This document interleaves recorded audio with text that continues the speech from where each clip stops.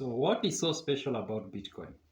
The first time I heard about Bitcoin was in early 2013, and somebody had reached out to me to help them write an ebook. I had just started being or freelancing as a writer, and that's the first time I heard about Bitcoin, and I didn't really know what it was. And I started Googling, trying to find information. And at the moment, I thought it was just another payment company. But then, as we were writing the ebook, it became clear to me that this was something very different because I thought it was another thing like maybe PayPal, something like that. But then slowly it became clear to me that this was something quite different. And yeah, we wrote the ebook. The outcome was not really good because I was really struggling with the concept. But since then, I've primarily worked on blockchain and Bitcoin projects. And over time, the question still stands: what is so special about Bitcoin? Of course, we have all these other payment methods. What makes Bitcoin different? So I would say that there are three areas that make Bitcoin special.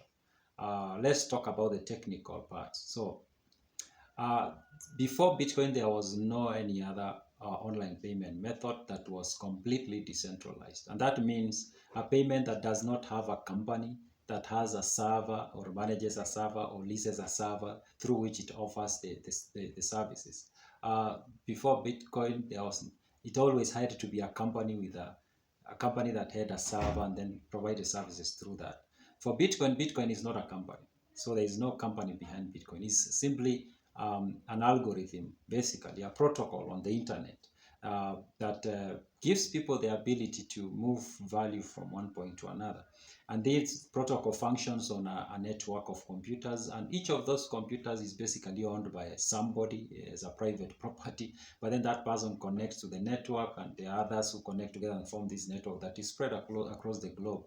Um, and this network has to function through strict rules, and these rules are found in the software that each of them has to download and run. And it is this software that was first written by Satoshi Nakamoto, who is considered the founder of Bitcoin. Now, whenever you want to join this network, you'll download that software onto your computer. And that software has the guides how your computer is going to interact with the others, and more importantly, how that computer collaborates with the others to process payments of people who want to send from one place to another. And because it is centralized, Bitcoin then becomes a little bit more, or it is unlikely to fail, if I may say so. That's because there's no single point of failure that either can stop working or can be attacked and disabled.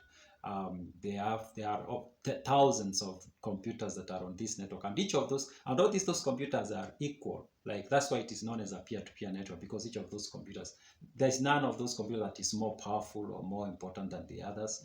And if you have to compromise the system, then you have to capture all of them or to compromise all of them. So the most important thing with Bitcoin in regard to technical aspect is that it's a peer-to-peer network, or it's a service that functions on a peer-to-peer network. It uses consensus mechanisms, which means thousands of computers form consensus in real time about transactions. Like they agree in real time, and there is that algorithm or protocol that makes that possible. That all of them agree on the validity of payments. That's huge. It's never been achieved before. It was achieved through Bitcoin. That makes Bitcoin a special kind of technology.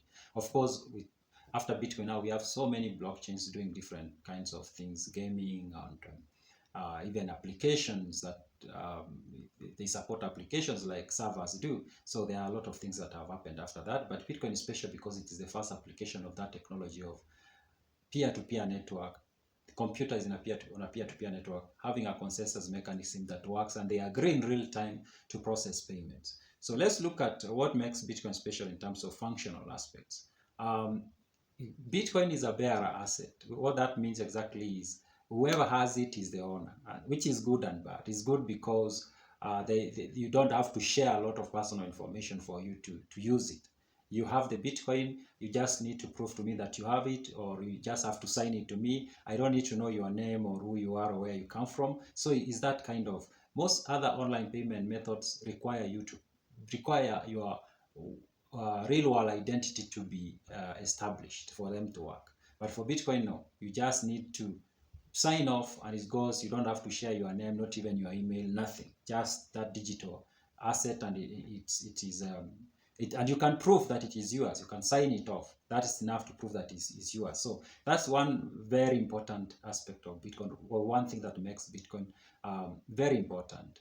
Also, in terms of function, Bitcoin can be sent anywhere on the globe. You don't have, there's nothing like, oh, if you're in this country, or you can't make payment, or you can't receive payment, like it is the case with some of other online payment methods. It doesn't matter where you are. You can send it, you can receive. The only thing you need to have is the internet connection. That's all. Censorship free. It's payments are always censored for some reason. Some good, of course, and some maybe we are not very sure of, or we might not be very sure of. With that said, Bitcoin cannot be censored. Like, you cannot say, oh, people of this country cannot receive Bitcoin, and these people of this country can use Bitcoin. The only way you can censor it is by just cutting the internet and not having internet connection. Now, let's look at the financial aspect. Of course, Bitcoin is a financial technology, or Bitcoins are financial assets. In fact, Bitcoin is a payment method. Bitcoin is a currency. That's why it's called a cryptocurrency. But it's different from the other currencies and other financial assets and things like that in several ways. One that stands out the most is its deflationary nature. Despite it being a digital asset, which you would think, like, being digital, it means we can have as many units, maybe to infinity. That's not the case. Bitcoin is the core protocol is written in such a way that it limits the amount of Bitcoins that will ever be in circulation. The number is 21 million. We can never have more than that. Then you might ask, is indeed possible that somebody might change that, just go and change the code and say now we can have 42 million? That's not possible, because even if you took the version of the core software and changed it, the other people have to accept it. They have to download it and run it on their computer. That's why it's so difficult to update the Bitcoin core software. It's because, yes, you can update the version on your machine, but it is useless until everybody on the network says, okay, I agree, let's download that one and use it. And most people are not are incentivized to want Bitcoin to be 21 million, because even the people on the network, because if they say, oh, then we are going to accept all of us, let's download and run that software that says it's 42 million, then guess what? They are compromising their own value, because they are being paid in Bitcoin. Then it means their Bitcoin, the ones, whatever they earn, is going to lose value. Nobody wants that. So people are strongly incentivized in the community to make sure that that cap of 21 million stays. Nobody even dreams of removing it, except people who are outside, people who don't have any say, in fact, are the kind of people who might be like, oh, maybe that should be changed to be maybe 72 million Bitcoin. So that deflationary nature of Bitcoin makes it special, because most of the other currencies lose value over time. And the main reason why that is the case is that most of these other currencies, the amount is not capped. We don't know that there is no cap on how many dollar units will ever be printed. There is none. The government, or the parliament, or the legislatures, legislating houses around the world might decide, oh, for this year we are going to cap debts at this level, but the next year they remove that ceiling, and and then so there's this money that coming into circulation. And it's also the case that most of the money that comes into circulation comes from the banks that are allowed to loan out 90% or something to that. It's called the fractional reserve. Like if they have 10,000 deposit, then they can lend out 9,000 of that, and then those who take that 9,000 in debt, they bring it back to the bank. The bank can still use the same amount to give even more debt, which now creates more money. So with time, these banks, commercial banks, in fact, not even the central bank, are creating money, and that creation of money is making the value of the money to go down. And the government itself also sometimes is incentivized to create more money. And they create more money, and that, of course, takes away the value of the money. In fact, it is said that government can tax you in two ways. Of course, they can tax you by taking an amount from what you earn, but they can also tax you by just printing more money, and that way taking value from the money you have. If you have $1,000 in your bank account for 5 years, what the 10,000 would have afforded you 5 years ago, it cannot afford you this year. Why? Because it's lost value.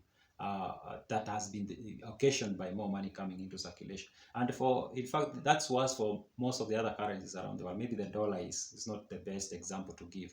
If you take a Kenya shilling, for example, 10 years ago, the Kenya shilling, or 15 years ago, the Kenya shilling was like 60 to the dollar.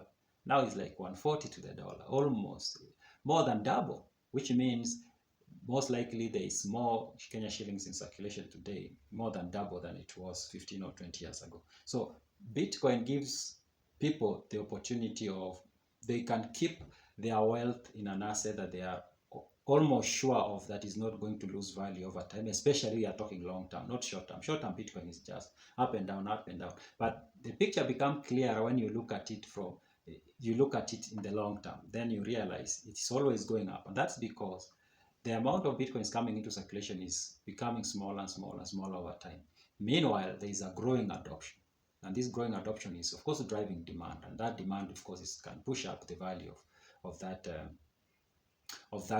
Bitcoin. So as a financial tool, what makes it special is its deflationary nature. Very few assets are deflationary. In fact, gold is not actually deflationary. Because there is more gold coming into circulation. It's very small though, but still there is new gold that comes into circulation because there is mining going on every time. So gold is not even deflationary. Of course, it's not very inflationary, but it's not deflationary.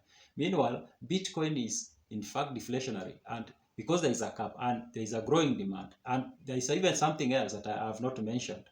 There is Bitcoin that is being lost every year to people who are losing passwords, and sometimes it's not even losing passwords. I was trying to move some of my Bitcoins from a certain platform I won't mention, but not really move. I had moved, but there was remaining a very small amount, and they sent me an email that they are shutting down. So I went there. There is that very small amount. I realized that there's no way I can move it out because it's smaller than the fees. Now, that is going to get lost for good. So it can be small, and then somebody else small.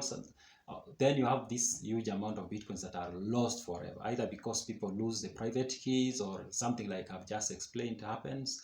And in fact, there are some reports that are saying up close to 4 million Bitcoins are lost. They are gone for good. Now, from 21, remove 4 million, what is left? So Bitcoin is very deflationary, and that makes it very special.